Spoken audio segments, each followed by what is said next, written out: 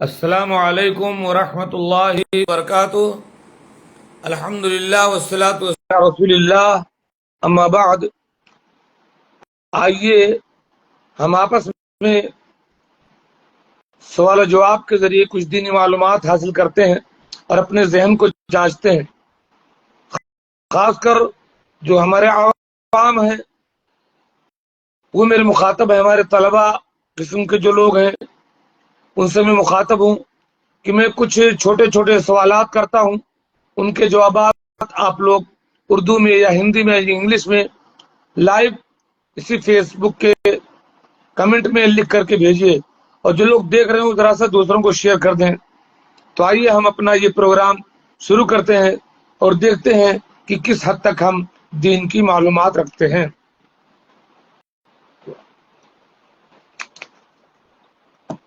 ہمارا پہلا سوال یہ ہے کہ سورہ فاتحہ کے بہت سارے فضائل ہیں، کوئی ایک فضیلت بتلائیے۔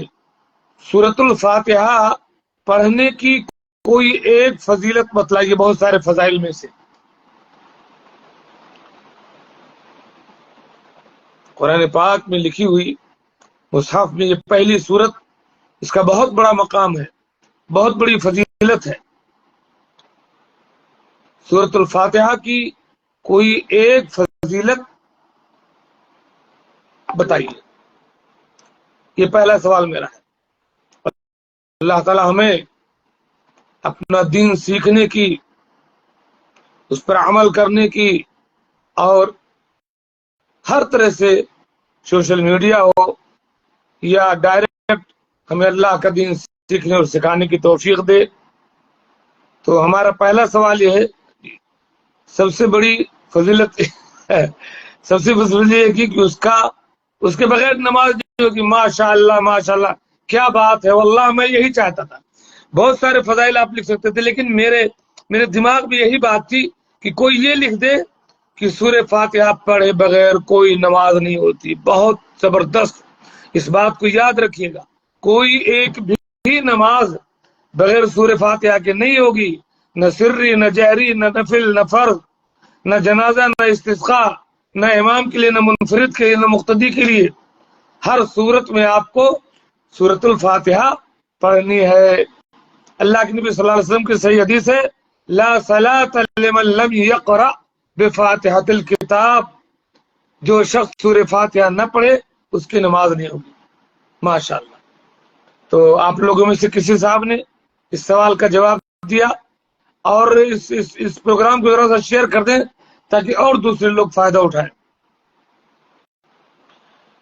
ہمارا دوسرا سوال یہ ہے کہ کوئی صاحب یہ بتلائیں کہ جو ہم کلمہ پڑھتے ہیں لا الہ الا اللہ، اس کا معنی کیا ہے؟ کوئی صاحب یہ بتلائیں لا الہ الا اللہ کا کیا معنی ہے؟ جس کلمے کو پڑھے بغیر، جس پر اعتقاد رکھے بغیر، جس کے تقاضاؤں کو پورا کیے بغیر ہم مسلمان نہیں ہو سکتے۔ اگر اس کے خلاف ہم نے کیا تو ہم کفر میں داخل ہو جائیں گے۔ اس کلمہ لا الہ الا اللہ کا کیا معنی ہے، کیا ترجمہ ہے؟ ہر مسلمان کو معلوم ہونا چاہیے کہ یہ لا الہ الا اللہ کا معنی کیا ہے۔ کوئی صاحب جواب دیں۔ یہ وہ کلمہ ہے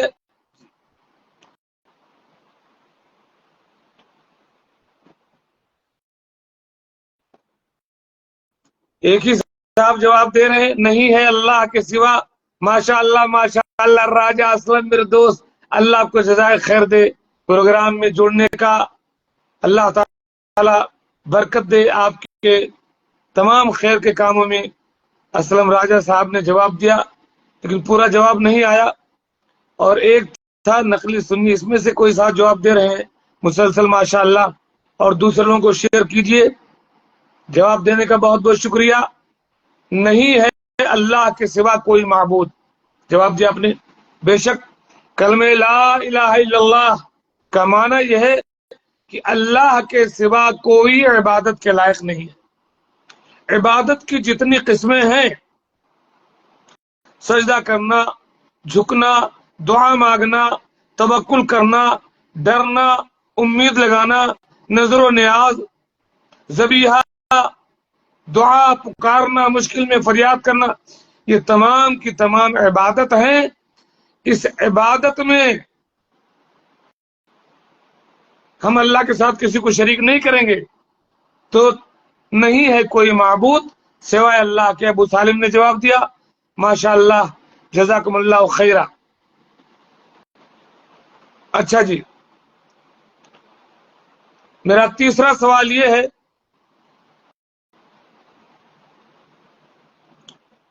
کہ توحید جس کے لیے ہم اس دنیا میں آئے ہیں، تو یہ توحید کی کتنی قسمیں ہیں؟ عقید توحید جو ہمارے ملنے جلنے والے ہیں، کوئی بتائیں توحید کی کتنی قسمیں ہیں؟ ایک سوال یہ ہے، یا اسی میں دوسرا سوال یہ لے کہ اللہ تبارک و تعالی نے یہ دنیا کس لیے بنائی؟ اللہ تعالیٰ نے انسانوں اور جنوں کو کیوں پیدا کیا؟ اس کا جواب دیجیے۔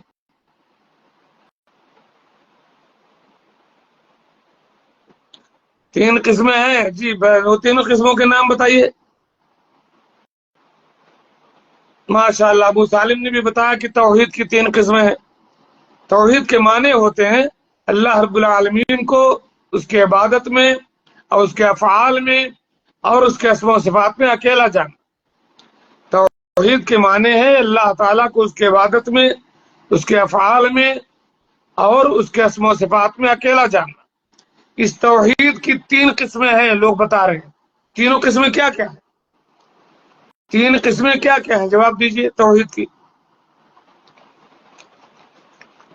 اسلم بابو اگر دیکھ رہے ہو تو جواب دیں، دوسروں کو بھی ذرا شیئر کریں، کچھ ہمارے اور ساتھی جڑیں اور جانچیں کہ وہ کس حد تک دین کی باتیں یاد رکھتے ہیں، سمجھتے ہیں۔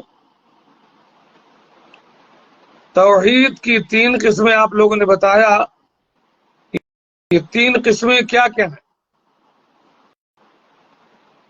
عمران خان صاحب بتائیے، ابو سالم بتلائیے، اسلم راجہ بتلائیے، کوئی بتلائیں۔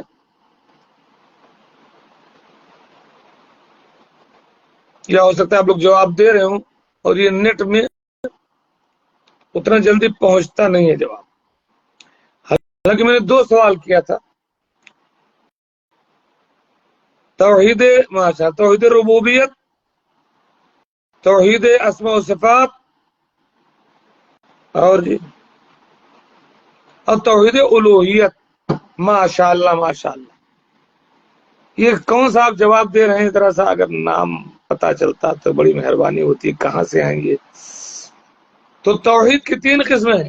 نمبر ایک ربوبیت، یعنی اللہ رب العالمین کو اس دنیا کا خالق، رازق، مدبر اور کارساز سمجھنا، اکیلے اللہ کو، اس میں اس کا کوئی شریک نہیں، تو اللہ کے یہ افعال ہیں، یہ توحید ربوبیت ہو گیا۔ دوسرے توحید اسماء و صفات، اللہ تعالیٰ کے جو نام اور جو صفات قرآن و سنت میں بیان ہوئے ہیں ان کو ہو بہو مان لینا، ان کی نہ تعویل کرنا، نہ تعطیل کرنا، نہ اس کی کوئی مثال بیان کرنا، یہ توحید اسماء و صفات۔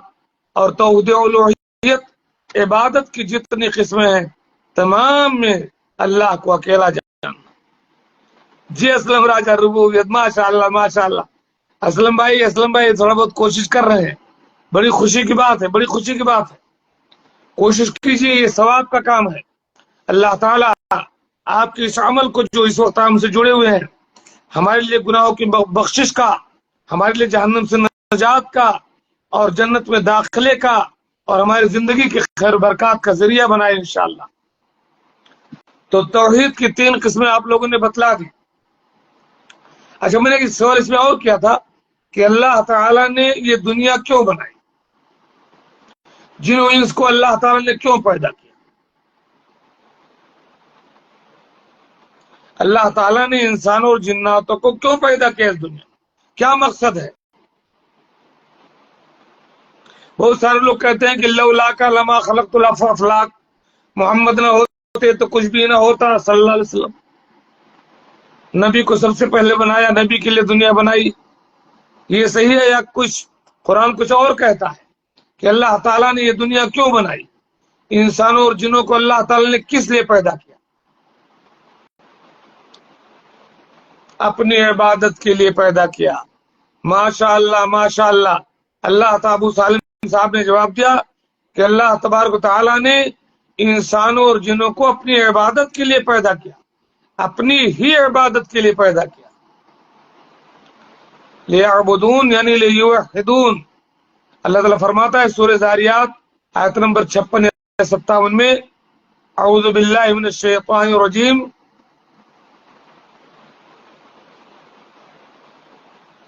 ہاں ماشاء اللہ، وما خلقت الجن والانس الا لیعبدون.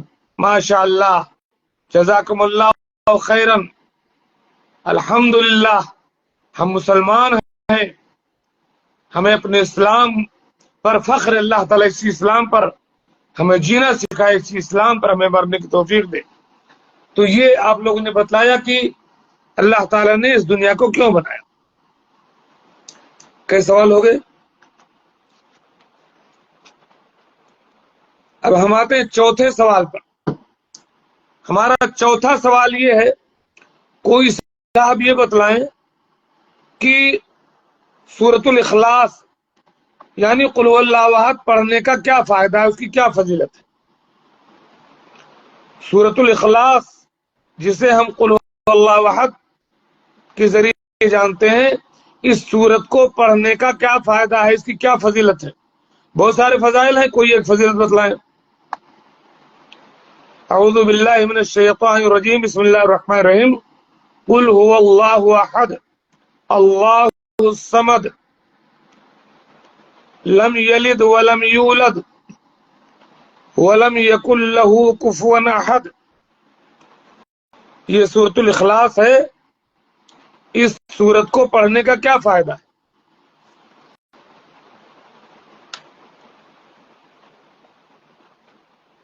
ترجمہ میں کر دیتا ہوں. قل هو اللہ احد، آپ کہہ دیجئے وہ اللہ ایک ہے. اللہ الصمد، اللہ بے نیاز ہے، سب اس کے محتاج، جو کسی کا محتاج نہیں. لم یلد، اس کی کوئی اولاد نہیں. ولم یولد، نہ وہ کسی کی اولاد ہے. ولم یکن له کفوا احد، اور اس کا کوئی برابری کرنے والا ہے. اس سورۃ الاخلاص کو پڑھنے کا کیا فائدہ ہے، اس کی کیا فضیلت ہے؟ بھاگیے گا نہیں، رہیے گا، ٹکے رہیے، ڈٹے رہیے گا ہمارے سامنے. اور آپ کے پاس بھی کوئی سوال ہو تو آپ بھی سوال کر سکتے ہیں، میں اس کا جواب دوں گا انشاءاللہ. میرے سوالوں کا جواب دیتے دیتے آپ کو اپنا کوئی سوال یاد آئے تو اس میں کر سکتے ہیں، میں ان کے جوابات دینے کی کوشش کروں گا. فی الحال میرے سوال کا جواب دیں کہ سورۃ الاخلاص یعنی قل هو اللہ احد پڑھنے کا کیا فائدہ ہے.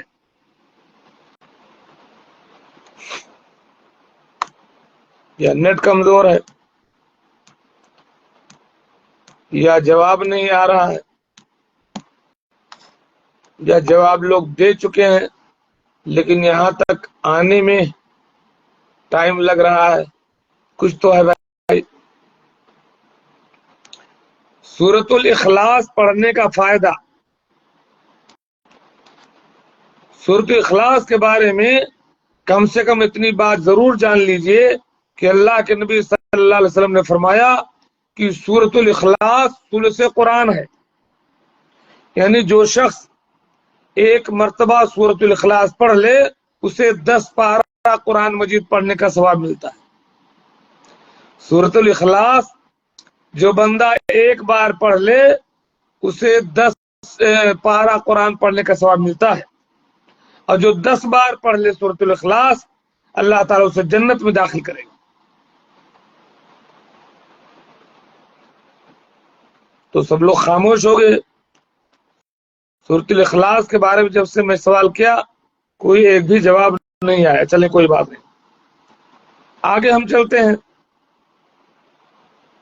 5واں سوال سورہ کافرون. قل یا ایھا الکافرون، اس سورت کی کیا فضیلت ہے؟ سورہ کافرون پڑھنے کا کیا فائدہ ہے؟ کتنا بڑا اجر ہے؟ کوئی صاحب بتلائیں. سورۃ الکافرون یعنی قل یا ایھا الکافرون پڑھنے کا ثواب کیا ہے، کیا فضیلت ہے اس کی؟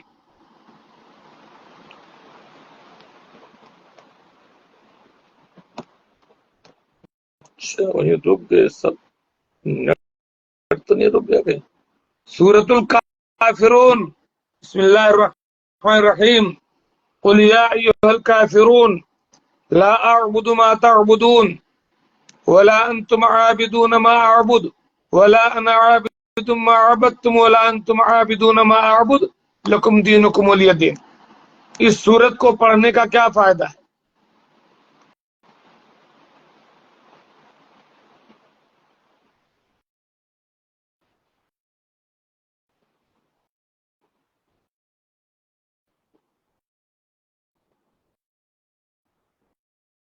اچھا جی،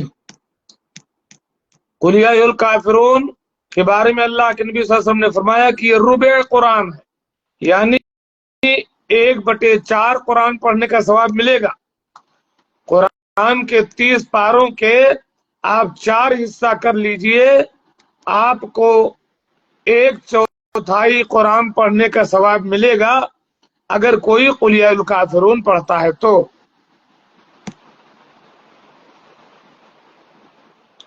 اچھا جی، ہمارا چھٹا سوال یہ ہے کہ آپ یہ بتائیں دونوں سجدوں کے بیچ میں کیا دعا پڑھی جاتی؟ دو سجدے ہم کرتے ہیں ہر رکعت میں، دونوں سجدوں کے بیچ میں کیا دعا پڑھتے ہیں؟ ہم جو ہے جنرل سوال کرتے ہیں، ملا جلا، عقیدے کا بھی ہو جائے، دعا کے بارے میں بھی ہو جائے، نماز کے بارے میں بھی ہو جائے. دونوں سجدوں کے بیچ میں کیا دعا پڑھنی چاہیے؟ یہ سوال میں اس لیے کر رہا ہوں کہ ہمارے بہت سارے لوگ ایسے ہیں جن کے ہاں دونوں سجدوں کے بیچ میں کوئی دعا ہی نہیں ہے. ایک دن میں نے ملاقات کیا کچھ لوگوں سے، تمام لوگوں نے کہا کہ ہم کوئی دعا نہیں پڑھتے. ماشاء اللہ. رب اغفر لی رب اغفر لی. کان النبی صلی اللہ علیہ وسلم یقول بین السجدتین رب اغفر لی رب اغفر لی. یہ سب سے چھوٹی دعا ہے ویسے، اور اچھا کیا آپ نے موبائل میں جواب دینا ہے تو چھوٹا، جلدی سے آپ کا پہلا جواب آ گیا جناب. ماشاء اللہ ماشاء اللہ.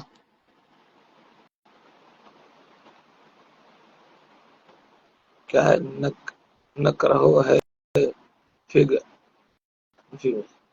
اچھا، فقہ حنفی میں مکروہ ہے کیا؟ اللہ اکبر، اعوذ باللہ من ذالک.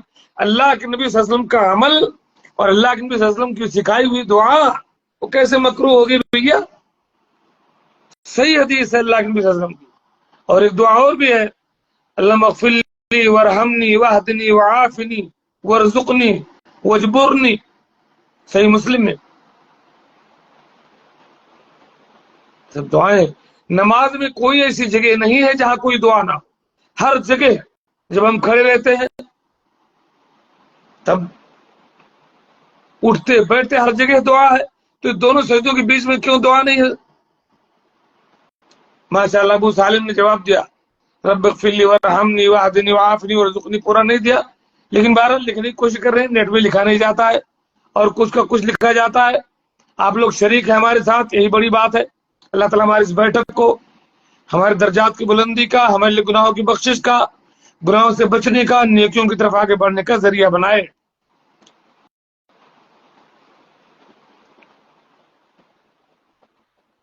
اچھا جی، کوئی شخص یہ بتلائے کہ سورۃ الفاتحہ جو ہے نماز میں پڑھنا یہ واجب ہے یا رکن ہے نماز کا؟ سورۃ الفاتحہ نماز میں پڑھنا واجب ہے یا نماز کا رکن ہے؟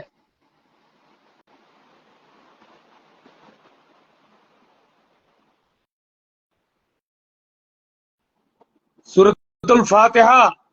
بسم اللہ الرحمن الرحیم الحمدللہ رب العالمین الرحمن الرحیم مالک یوم الدین ایاک نعبد و ایاک نستعین اہدنا الصراط المستقیم صراط الذین انعمت علیہم غیر المغضوب علیہم ولا الضالین آمین۔ یہ سورت نماز میں پڑھنا واجب ہے یا رکن ہے؟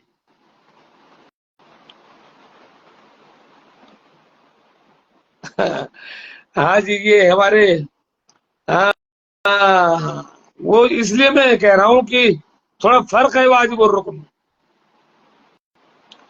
سورۃ الفاتحہ نماز میں پڑھنا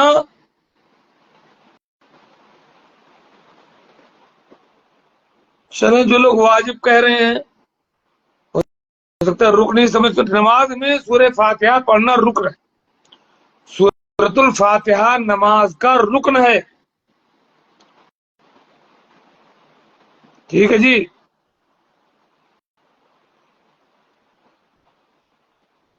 اس کے بغیر نماز ہوتی ہی نہیں ہے، الا کہ رکوع میں پہنچ جائے تو بہت سارے لوگوں کے نزدیک وہ ساقط ہو جاتی ہے، لیکن سورۃ الفاتحہ واجب نہ کہہ کر کے اس کو نماز کا رکن مانیے، ٹھیک ہے جی۔ اچھا، ایک سوال یہیں پر میں آپ سے کرتا ہوں، نماز میں جو ایک چیز واجب ہے ایک رکن ہے، دونوں میں فرق کیا ہے؟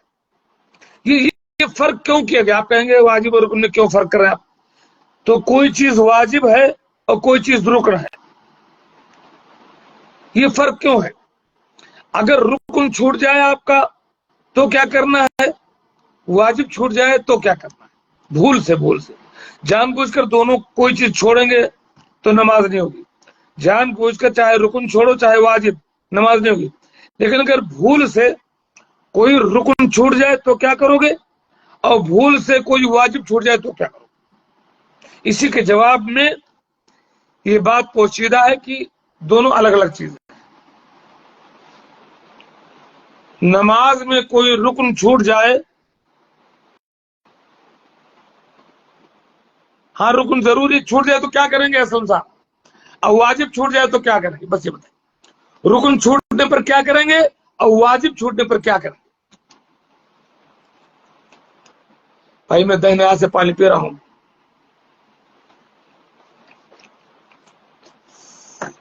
گلے کی پریشانی کے ناطے پانی یا چائے۔ واجب چھوٹ جائے تو نماز ہو جائے گی، نماز ہو جائے گی، پر کیا کرنا پڑے گا؟ کچھ اس کا پروسیس ہے، کچھ کرنا پڑتا ہے۔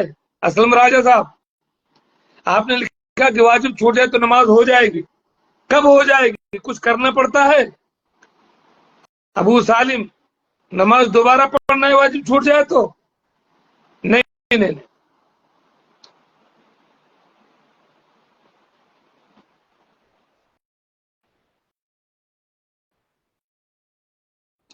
دیکھیں، رکن کو آپ دوبارہ ادا کیے بغیر آپ کی نماز نہیں ہوگی، رکن آپ پورا کریں گے تب آگے بڑھیں گے، یا آگے بڑھ گئے ہیں تو جو رکن چھوٹ گیا ہے اس کی وجہ سے آپ کی وہ رکعت بیکار ہو گئی ہے، اس لیے آپ کو رکعت پوری پڑھنی پڑے گی، یا اس رکن سے قریب ہے تو پلٹ کر وہ رکن آپ کو ادا کرنا پڑے گا، اس کے بغیر آپ کی نماز نہیں ہوگی۔ لیکن واجب اگر بھول سے چھوٹ جائے اور آگے بڑھ گئے ہوں تو سجدے سہو کے ذریعے اس کی پورتی ہو جائے گی، سمجھئے؟ لیکن رکن چھوٹ جائے تو رکن ہی ادا کرنا پڑے گا، سجدے سہو سے کام نہیں چلے گا، اور واجب چھوٹ جائے تو دو سجدے سہو کر لیں گے تو اس سے پورتی ہو جائے گی۔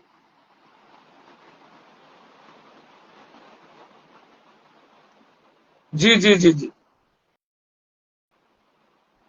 اسلم راجہ صاحب، آپ نے لکھا نہیں کس چیز میں؟ بہرحال تو یہ فرق ہے دونوں میں کہ رکن کو ہر حال میں ادا کرنا پڑے گا، لیکن واجب اگر چھوٹ جائے تو سجدے سہو کے ذریعے اس کی پورتی ہو جائے گی۔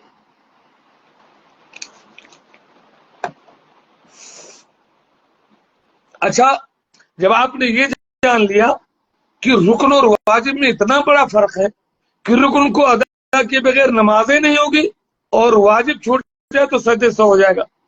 تو ظاہر بات ہے آپ کو جاننا چاہیے کہ پھر کیا چیز رکن ہے نماز میں, کیا واجب ہے. جب رکن کے بغیر نماز ہی نہیں ہوتی ہے, چاہے بھلے ہی بھول سے چھوٹا ہو, جان بوجھ کے چھوڑیں گے تو ایسے بھی نہیں ہوگا. اور واجب سے جو ہے سجدے سہو سے پورا ہو جاتا ہے. تو ہمیں جاننا چاہیے کہ نماز میں کیا رکن ہے, کیا واجب.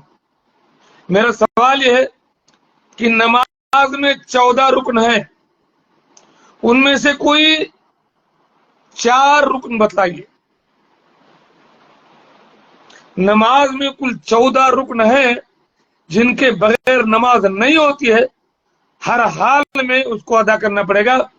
14 ارکان میں سے کوئی 4 رکن بتلائیے نماز کے.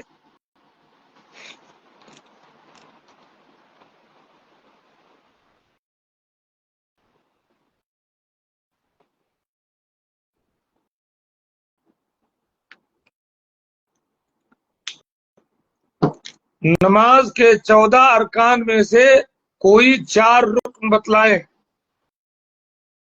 ایک تو سورہ فاتحہ ہو گیا نماز کرو, ایک یہی آپ بتلا دیجیے. 3 اور بڑھ بتا دیجیے کوئی.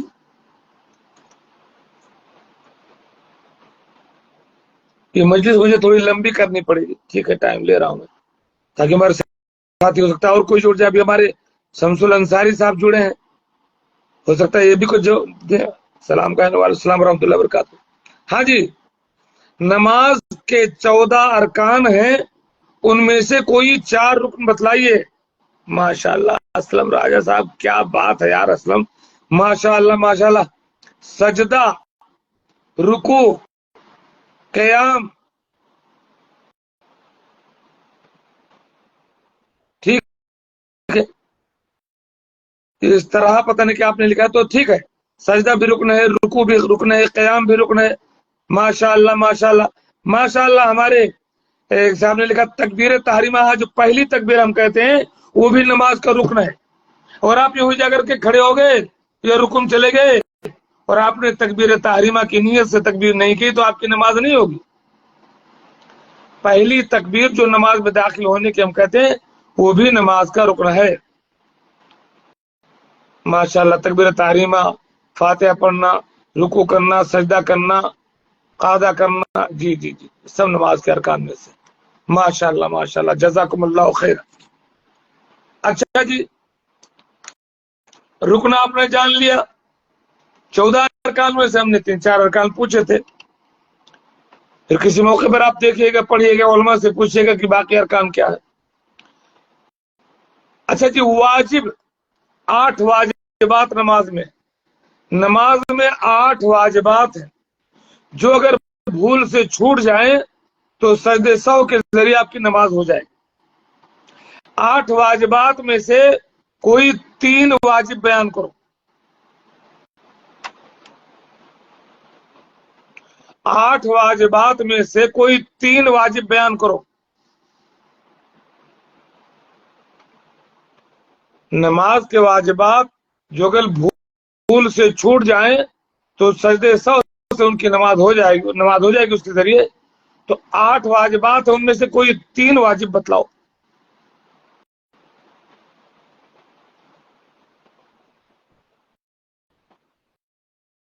جاننا چاہیے, ضروری ہے. شروع میں سوچتا تھا کہ یہ سب فرق کیوں کیا گیا. تو یہ فرق اس لیے کیا گیا تاکہ آپ جان سکیں کہ اس میں سے کون سی چیز چھوڑنے سے آپ کی نماز ہو گئی, کون سی چھوڑنے سے نماز نہیں ہوتی ہے. اس پر آپ زیادہ فوکس کریں. علم ہے, علم بیکار نہیں جاتا. طلب العلم فریضۃ علی کل مسلم, ہر مسلمان پر علم فرض ہے, خصوصاً دینی علم حاصل کرنا. علم بھی حاصل کرنا ہے اور دوسروں تک پہنچانا بھی ہے. بلغوا عنی ولو آیا, علم حاصل ہو جائے تو پہنچا دو دوسروں کو, میری طرف سے اگرچہ ایک ہی بات کیوں نہ معلوم. تو بتلائیے, نماز کے 8 واجبات میں سے کوئی 3 واجب بتلائیے.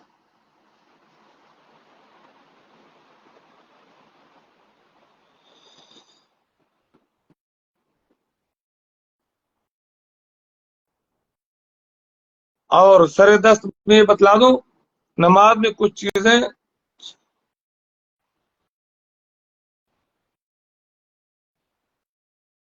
لکھ رہے ہوں گے لوگ فی الحال، نماز میں کچھ چیزیں سنت اور مستحب ہیں جن کو جان بوجھ کر چھوڑنے سے نماز ہو جائے گی، لیکن ان کے پڑھنے سے جو نماز میں فضیلت بڑھ جاتی وہ فضیلت سے آپ محروم ہو جائے گی، لیکن نماز ہو جائے گی۔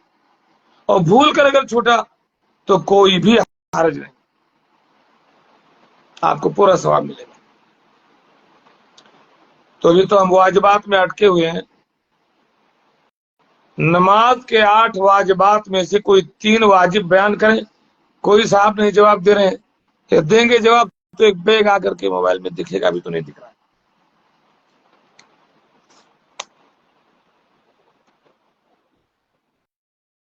نماز کے 8 واجبات میں سے کوئی 3 واجب بیان کرو۔ ایسا ہم نے سوالات لکھ رکھے ہیں، ادھر پوچھتا ہوں ادھر لکھتا ہوں۔ بتائیں بھائی، یا تو یہ کوئی صاحب یہ لکھ دو کہ نہیں معلوم ہے، فٹ سے لکھو کہ نہیں معلوم ہے۔ نماز کے 8 واجبات میں سے کوئی 3 واجب ضرور بیان کہ ہمارے اللہ تعالیٰ کو جزائے خیر دے، صحت دے، خان ظفر محمدی اللہ آپ کو خوش رکھے، آپ کی خدمات کو قبول فرمائے، ویلفیئر کا کام جو آپ کرتے ہیں اللہ ہمارے زندگوں کو دین پر قائم رکھے، جو جا چکے ان کی مغفرت فرمائے۔ ہاں جی، نماز کے 8 واجبات میں سے کوئی 3 واجب بیان کرو۔ ابو سالم نے کیا لکھا؟ سجدے سے نہ بیٹھنا، نہ بیٹھنا۔ 3 واجب بیان کیجئے بھائی، 3 واجب کیا کیا واجبات ہیں؟ نماز میں 8 واجبات ہیں۔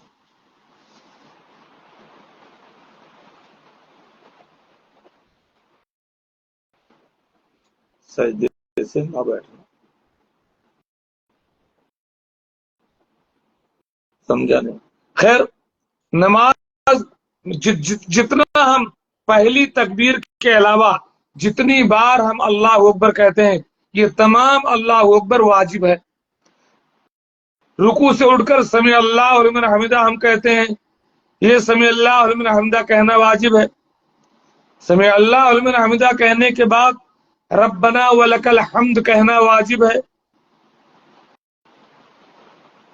سمجھے؟ 2 رکعت پڑھنے کے بعد تشہد میں بیٹھنا، تشہد پڑھنا واجب ہے۔ یہ تمام نماز کے واجبات ہیں۔ چلیں جی آگے ہم بڑھتے ہیں۔ کوئی شخص یہ بتلائے کہ بدعت کسے کہتے؟ بدعت کسے کہتے؟ ایک آدمی کوئی کام اچھے بہت سارے کام دین سمجھ کر کرتا ہے بیچارہ،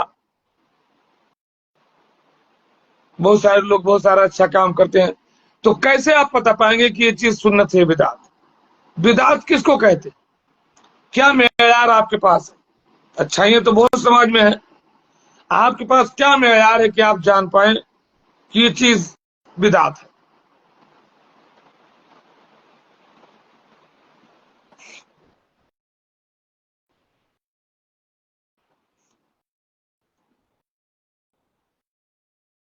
اللہ کے نبی صلی اللہ علیہ وسلم نے فرمایا ایاکم ومحدثات الامور، خبردار دین میں نئی چیزیں نہ نکالنا دین کے نام پر۔ فإن كل محدثۃ بدعہ، دین کے نام پر نکالی گئی ہر نئی چیز بدعت ہے۔ اب کوئی یہ نہ کہے کہ یہ چشمہ بدعت ہے، گھڑی بدعت ہے، یہ دین کے نام پر نہیں ہے، یہ تو ہماری آنکھ کی ضرورت ہے، ٹائم کی ضرورت ہے۔ دین کے نام پر، دین سمجھ کر کے، ثواب سمجھ کر کے نیا کام کرنا جو اللہ کے نبی صلی اللہ علیہ وسلم سے ثابت نہ ہو، صحابہ سے ثابت نہ ہو، اس کو بدعت کہتے ہیں۔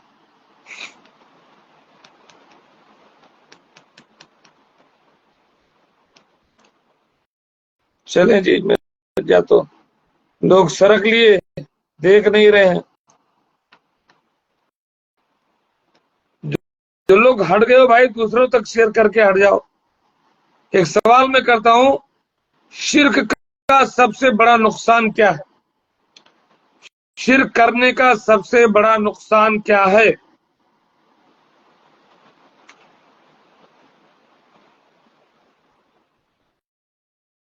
کتنا دیر ہوا؟ 20 پر ہم بیٹھے ہیں، 56 ہو رہے ہیں. نہیں 20 30 50 یعنی 35 منٹ ہو گئے، آدھا گھنٹہ سے اوپر ہو گئے. تو لگتا ہے لوگ اکتا کر کے ہٹ گئے. میں نے پوچھا شرک کا سب سے بڑا نقصان کیا ہے؟ نقصان جانیں گے تبھی تو شرک سے بچیں گے. ماشاء اللہ ابو سالم نے اب بدعت کا جواب دیا کہ جو چیز اللہ کے رسول سے ثابت نہ ہو. ٹھیک ہے، جس چیز کا شریعت میں ثبوت نہ ہو اس کو دین سمجھ کر کے کرنا بدعت ہے. جیسے اللہ کے نبی صلی اللہ علیہ وسلم کی تاریخ پیدائش بنانا، کھانے پر فاتحہ پڑھنا، ٹھیک ہے، تعزیہ بنانا.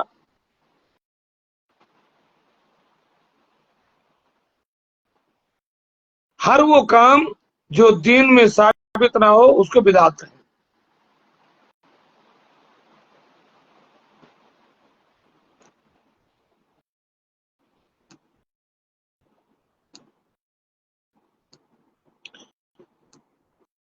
سلمان ندوی صاحب کی نئی ویڈیو آئی ہے جس میں وہ یزید پر لعنت کر کے امیر معاویہ پر نشانہ باندھا ہے. کیا اس دور میں بچوں کو ندوہ میں پڑھانا بچوں کو نہیں؟ اصل میں میرے خیال سے ندوہ والوں نے سلمان ندوی صاحب کو کا بائیکاٹ کیا. شاید ایک میرا جہاں تک خیال اس کا ندوہ سے تعلق نہیں ہے ان کا. سلمان ندوی صاحب کا ندوہ والوں نے بائیکاٹ کیا ہے. ان کے بعض جو ہے حرکات کی وجہ سے، بعض غلط بیانی کی وجہ سے، بعض میں بہت چھوٹا آدمی ہوں اس لیے نہیں کہتا ہوں، لیکن بعض ان کی بعض غلط بیانی اور دروغ گوئی اور امت میں فساد اور فتنہ ڈالنے کی وجہ سے شاید ندوہ والوں نے کچھ چیز میں ان کو الگ کیا ہے. اس لیے ندوے سے اس کا تعلق نہیں. ندوہ میں آپ پڑھائیے بچوں کو، اگر کوئی چیز دیکھتے ہیں تو تنبیہ کیجیے. کسی مدرسے کے بارے میں یہ کہنا کہ وہاں نہ پڑھایا جائے ٹھیک نہیں ہے. پیچھے سے نگرانی رکھیے. عربی کی اچھی تعلیم ہوتی ہے، انگریزی کی اچھی تعلیم ہوتی ہے. عقیدے پر آپ نظر رکھیں اور اس سے اچھا کوئی مدرسہ ملتا ہے، جامعہ سلفیہ ہے، دریا آباد ہے، سنابل ہے، عمر آباد ہے، اس طرح کے مدارس ہوں تو اور اچھی بات ہے. جی میں نے سوال کیا تھا کہ شرک کا سب سے بڑا نقصان کیا ہے؟ بڑی بات ہے. ابو سالم صاحب نے لکھا کہ شرک اکبر اللہ تعالیٰ معاف نہیں کرے گا. بغیر توبہ کے اگر کوئی شرک کرتا ہوا مر جائے تو نہیں معاف کرے گا. جب نہیں معاف کرے گا تو اس کا سب سے بڑا نقصان یہ ہے کہ شرک پر مرنے والا شخص ہمیشہ ہمیشہ کے لیے جہنم میں ہوگا. کبھی اسے جہنم سے نہیں نکالا جائے گا. چوری کرنے والا جہنم سے نکال لیا جائے گا، جھوٹ بولنے والا نکال لیا جائے گا، شراب پینے والا نکال لیا جائے گا، زنا کرنے والا نکال لیا جائے گا. تمام گناہ سے پر ہے اس کی زندگی. گناہ کی سزا دینے کے بعد اسے جہنم سے نکال لیا جائے گا. لیکن شرک اتنا بڑا جرم ہے، اگر شرک سے بندے نے توبہ نہیں کیا، اسی پر مر گیا تو اسے جہنم سے کبھی نہیں نکالا جائے گا. ہمیشہ ہمیشہ کے لیے ہوگا جہنم، خالدین فیہا ابدا. انہ من یشرک باللہ فقد حرم اللہ علیہ الجنہ ومأواہ النار. جو کوئی اللہ کے ساتھ شرک کرے گا تو جنت اس کے لیے حرام ہے اور جہنم اس کا ٹھکانہ ہے. آج کی مجلس میں یہیں تک رکھتا ہوں، اسی پر اپنی بات ختم کرتا ہوں. انشاءاللہ ایسے ہی آپس میں سوال جواب کرتے ہوئے کسی اور مجلس میں انشاءاللہ ملاقات ہوگی. اللہ تعالی ہمیں اور آپ کو تمام کو دین اسلام پر قائم و دائم رکھے اور اس کا یہ سچا اور پکا دین توحید و سنت دوسروں تک پہنچانے کی اللہ تعالیٰ ہمیں توفیق دے، آمین۔ السلام علیکم ورحمۃ اللہ وبرکاتہ۔ اس ویڈیو کو زیادہ سے زیادہ شیئر کر دیں تاکہ دوسرے لوگ فائدہ اٹھائیں۔